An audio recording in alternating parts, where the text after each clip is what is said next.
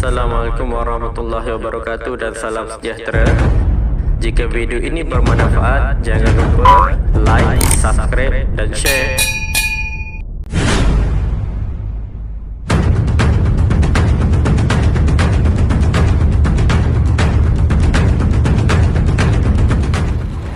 Baiklah, kali ini kita akan menerangkan tentang ada dua orang ataupun dua jenis orang terlibat dalam sebuah saham, sama ada dia trader ataupun investor, kan?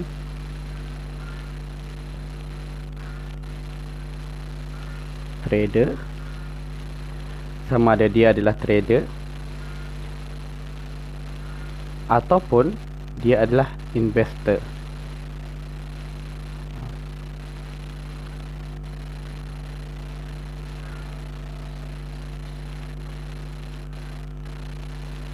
Ataupun dia adalah investor.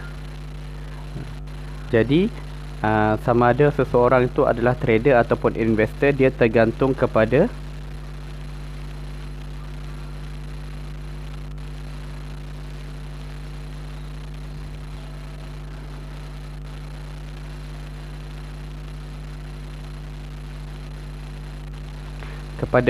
method of evaluation dia. Jadi sama ada dia ni adalah trader, dia lihat apa yang dia evaluate dalam sesuatu saham itu. Kalau trader ni lebih kepada apa, kalau investor kepada apa, lihat sama ada dia melihat company itu ke, value dia, profit atau loss, ataupun dia lebih kepada chart dia. Jadi itu menentukan seseorang itu adalah trader ataupun investor. Baiklah, jadi untuk trader ini, dia lebih kepada menggunakan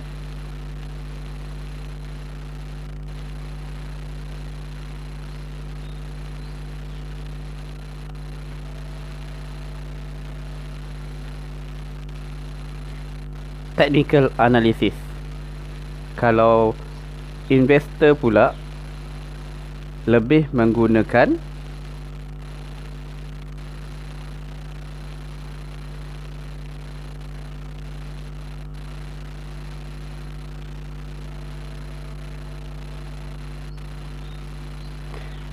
fundamental analysis. Jadi kita lihat seseorang tu, dia banyak menggunakan fundamental analysis ataupun technical analysis. Technical analysis ni lebih kepada chart. Dia lihat turun naik chart, dia tengok Bollinger Bands dia, dia tengok semua indikator. Kalau fundamental ni dia banyak lihat kepada company, berapa untung dia, berapa profit loss dia, kan. Jadi berapa value sesebuah company itu ataupun CEO dia macam mana. Jadi tergantung.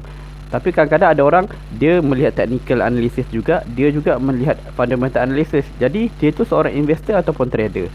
Jadi kita lihat mana yang lebih mendominasi. Jadi kita lihat kalau dia lebih kepada ke arah technical analysis, walaupun dia sedikit-sedikit dia merujuk kepada fundamental analysis, dia adalah seorang trader sebenarnya.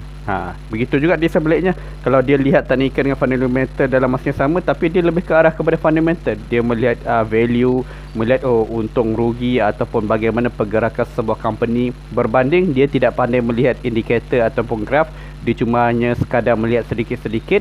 Orang itu adalah seorang yang investor. Ada juga orang berpendapat sama ada kita nak menentukan trader ataupun investor, selain menggunakan method of evaluation, kita boleh menggunakan juga atau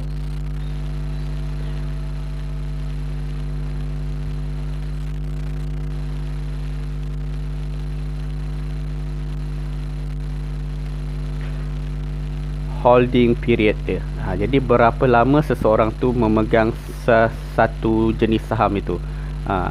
Sama ada dia pegang lama ataupun dia pegang sekejap. Jadi biasanya kalau orang yang pegang sekejap ni, dia biasanya digelar sebagai trader. Contohnya kita lihat sebagai trader, dia biasanya akan pegang 1 minit hingga ke 1 tahun. Berbeza juga dengan ini investor ni biasanya dia akan memegang 6 bulan hingga sampai berpuluh-puluh tahun. Puluh tahun. Jadi ini kadang-kadang ada orang merujuk kepada lamanya seseorang tu memegang. Jadi tergantunglah bagaimana seseorang tu menilai, sama ada dia melihat dari segi analisis dia ataupun berapa lama masa dia, period holding dia. Jadi ini period holding ini kita lihat dia punya duration dia, berapa lama dia memegang, ataupun kita melihat kepada method of evaluation, sama ada dia melihat fundamental analysis ataupun technical analysis. Itulah antara beberapa ilmu yang orang menggunakan untuk membezakan sama ada dia adalah trader ataupun investor. Jadi ini saja lebih kurang daripada saya. Lebih kurang saya minta maaf. Sekian. Assalamualaikum warahmatullahi wabarakatuh.